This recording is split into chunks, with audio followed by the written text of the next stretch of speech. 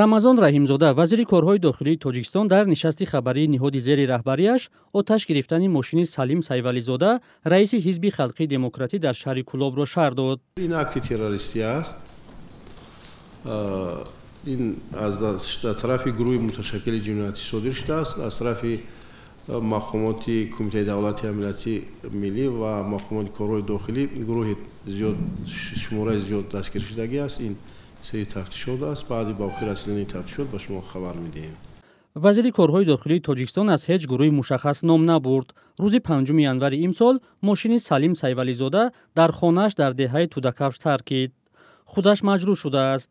манобаи расмӣ дар аввал ҳодисаро қасди куштор гуфтанд. додситони Кӯлоб пештар эълон карда буд ки дар робита ба ин ҳодиса 8 нафарро боздошт карданд. як манбаи радиои Озодӣ гуфт 8 нафари боздоштшуда ба шохаи хуросонии Доиш дар Афғонистон робита доштанд. пайвандони яке аз боздоштшудаҳо гуфт ба террорист будани ӯ бовар надоранд ва умедвор аст раҳо мешавад.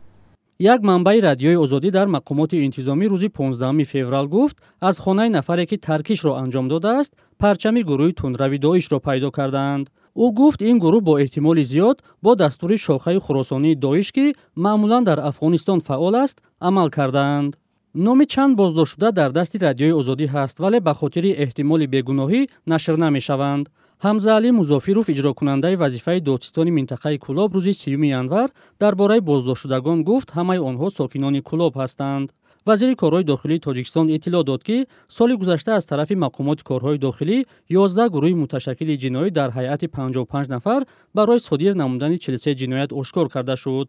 аммо мақомот чун ҳамеша ҷузъиёти ин хабарҳоро пешниҳод намекунанд.